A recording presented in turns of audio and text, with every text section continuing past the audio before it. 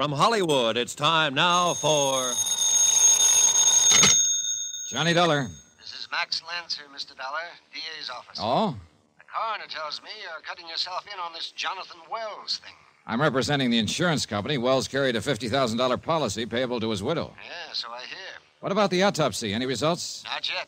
The coroner's still working on it. I understand it was Wells' daughter who called you fellas in on this case. Yes, on the advice of her family doctor. I know. I talked to him. Only his version puts a different slant on things. What do you mean? Well, he thought she was suffering from temporary hysteria. He was only trying to calm her. He didn't think she'd really fly back to Hartford and stir up a mess like this. I see. Her father's sudden death must have been quite a shock to her. It may have caused her to imagine things. Things like murder? Maybe. It's possible, anyway. What do you think? I think I'll wait for the results of that autopsy, Mr. Lancer. I'll keep in touch.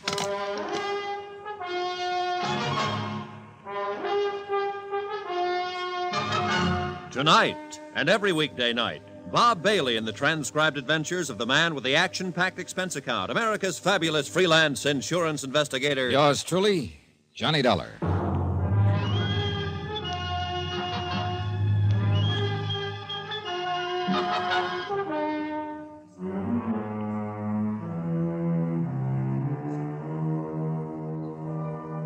From Special Investigator Johnny Dollar to the Home Office, Northwestern Surety Company, Hartford, Connecticut. Assignment, The Lonely Hearts Matter. Location, Chicago, Illinois. Expense account continued.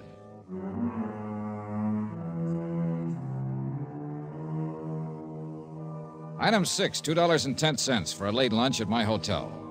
I finished it, went up to my room, and started trying to fit the few facts I had into some kind of a pattern that made sense. Max Lancer at the DA's office might be right. Maybe it was nothing more than just hysterical suspicion. And she'd admitted herself that she was hurt and jealous when he married Mabel Burke. Sudden death could still be natural death.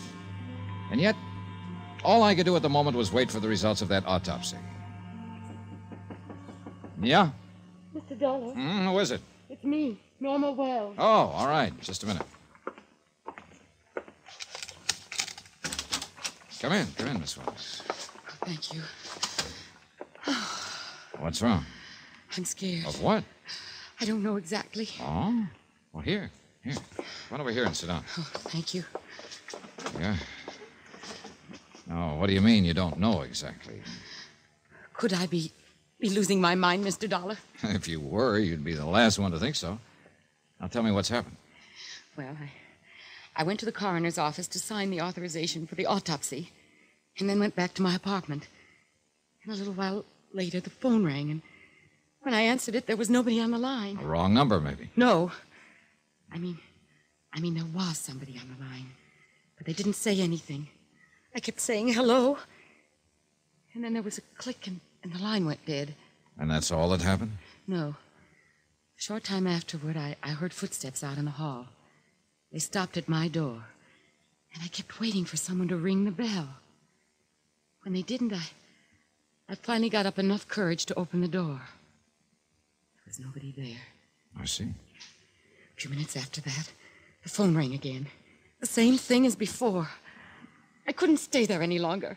I ran out and got a taxi and came here. Well, who do you think might be doing a thing like that, Miss Wells? I don't know, but somebody is.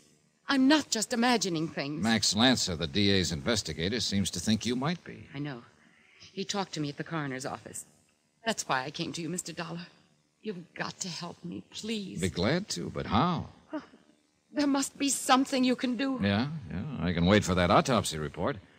And at the moment, that's about all I can do.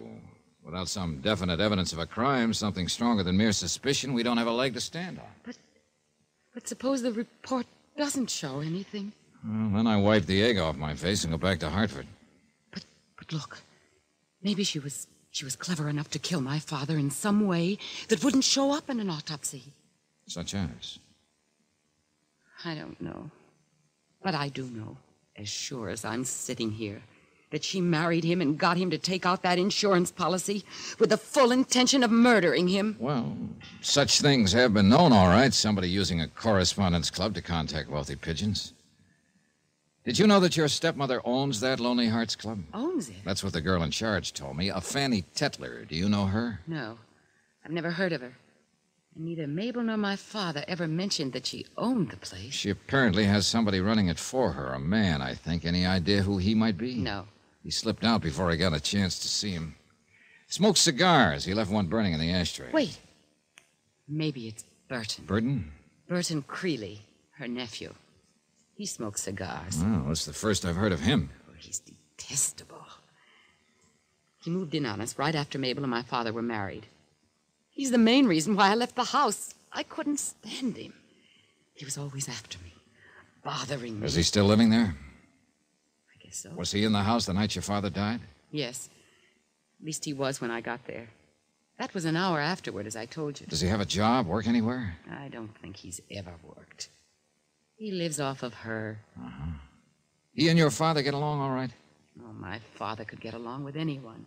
He always managed to see the best in people. And then Burton was careful to act different around him. I see. I suppose you think that's some more of my imagination. Well, frankly, Miss Wells, I don't know what to think. If there was only some way to prove what I'm sure of. Well, let's wait for that autopsy report. Meantime, I think I'll go out and talk to your stepmother. What about me? Stay right where you are. Don't go out of this room. When I get back, we'll pick up some things from your apartment, and you can check in here at this hotel for a few days. Expense account item 7, taxi to Lakeshore Drive and the beachfront residence of the late Jonathan Wells. I was beginning to feel more and more like a fool. It looked as though Max Lancer might be right. Apparently, a jealous, hysterical girl had lost her head and stirred up a nasty mess, all without one single fact to back up her suspicions. I had a hunch the autopsy report was going to show death from natural causes.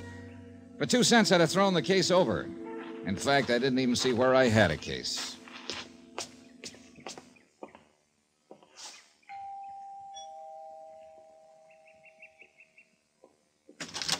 Good afternoon, young man. How are you? How do you do? Are you Mrs. Wells? Yes, that's right. Is there something I can do for you? My name is Dollar, Johnny Dollar. I'm representing the company that holds the insurance policy on your late husband's life. Oh, well, you must be mistaken.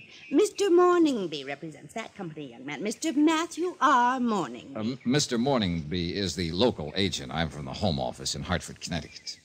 Oh, I see. Yes, I have my credentials right here if you'd like to see. Oh, no, that isn't necessary. I always judge people by their faces. And you have an honest face, Mr. Dollar. Thank you.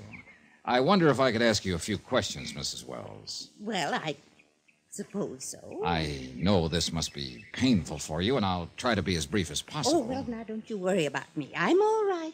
Of course, I miss Jonathan and all that. He was a terribly nice man, terribly. But I think of death as just being a doorway to a greater and more glorious life. Well, that's one way of looking at it. You just come right in, young man, and ask all the questions you're a mind to. Thank you. You come right in here, and we'll sit down and have a nice chat. Oh, this is a very attractive house, Mrs. Wells. Oh, yes, I think so, too. Jonathan built it years ago. He and his first wife lived here, you know. Of course, I've changed the drapes and things. Just some of the little things. Sit right down there now. Thank you. And his daughter, too. She lived here the first month we were married, and then she moved into town. Oh, a strange little thing, really. Sort of nervous and irritable. I've met her, Mrs. Wells. Oh, well, then you know what she's like. Oh, it's too bad, too. Would you like some tea and cookies, Mr. Dollar? No, thanks. That's one thing Jonathan wouldn't miss for the world. His tea and cookies at 4 o'clock every afternoon. Every afternoon. Oh? The house just doesn't seem the same without him. No, I imagine it doesn't. That's how I won his heart, you know. With my cookies and cakes. Oh, he really did adore them. And it was such a pleasure baking things for a person who appreciated them so much. Yes. It makes you feel lonesome and lost not having anybody to cook for. Do you ever feel lonesome, Mr. Dollar? Well, I guess everybody does at times. Why, at the time I met Jonathan, I was feeling so lonesome I could just cry. Mr. Burke had died 2 years before. Mr. Burke? Yes, he was my husband before Jonathan. That was in St. Louis, of course. I see. He was a see. fine man, too. Walter Mabley Burke. Tall and handsome and impressive looking. Just like his name sounds. And a perfect picture of health. Right up to the day he died. His death was sudden, unexpected? Oh, yes. A complete surprise. Acute indigestion, the doctor called it. Of course, I don't think he was quite as thoughtful as Jonathan. Jonathan was always so considerate. And he was a... Oh, my gracious, here I go, just rambling on and on. You didn't come here to listen to my silly little affairs. No, they're very interesting. Well, I've always tried to keep busy and keep my mind occupied. That's why I started in business. The Lonely Hearts Club. Oh, well, you've heard about it. Well, I admit I felt kind of foolish at first. About starting it, I mean, you know how people josh about those kinds of clubs. It was Burton's idea, really. He's my nephew, you know. Oh, dear, I wish he were here this afternoon so you could meet him. So do I. He's such a nice boy. He thought I'd do real well at that kind of business, and he was right, too. Absolutely right. Oh, not money, you understand, but it was loads of fun meeting all those nice people, especially men, yes. I see. That's how I met Jonathan. So I was told. That's the way it happened. He wrote into the club, and I sent him my picture, and that's what started it. I remember when Burton showed me the letter, he said, Aunt Mabel, this one sounds like your kind of man, and he certainly was, too. Does Burton help you with the club? Oh, well, he runs it, really. He's such a sweet boy, and he works so hard. I just don't know what I'd do without Burton. I don't know what I'd do. Yes, I imagine he's a great comfort to Oh, you. you have no idea, Mr. Darwin. I suppose not. Well, I guess I'd better run along, Mrs. It's Wells. been such a pleasure talking with you. It seems like young folks nowadays don't often have the gift for conversation the way they did in my time. Well, things move faster today. Well, I certainly hope that company of yours moves fast, young man. Well- I have to start house hunting, you know. The estate and everything goes to Jonathan's daughter, and all I have is the insurance. Yes. Oh, it's such a bother, Mr. Dollar. The funeral and moving and all the details. Seems like I just have the worst luck with my husbands.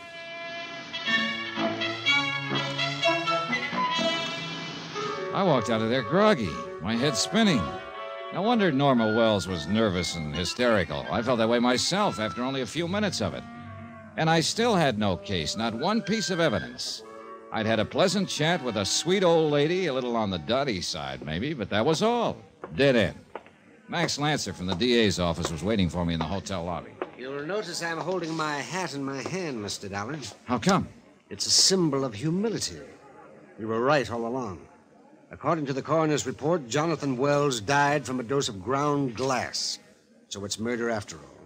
Then in that case, do something for me, will you? From now on, I'm your man. Contact the authorities in St. Louis and have them check into a death that happened there about 2.5 years ago. A man named Walter Maberly Burke. Who's he? Mrs. Wells was married to him at the time. Uh-oh. Another murder? No, just a matter of bad luck. She told me so herself.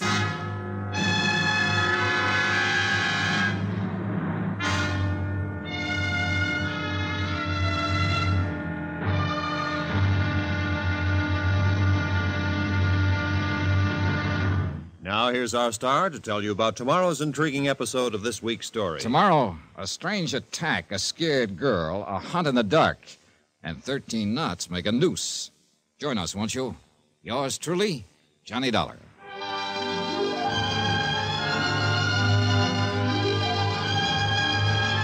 Yours truly, Johnny Dollar, starring Bob Bailey, is transcribed in Hollywood. Written by Les Crutchfield, it is produced and directed by Jack Johnstone. Be sure to join us tomorrow night, same time and station, for the next exciting episode of Yours truly, Johnny Dollar. Roy Rowan speaking.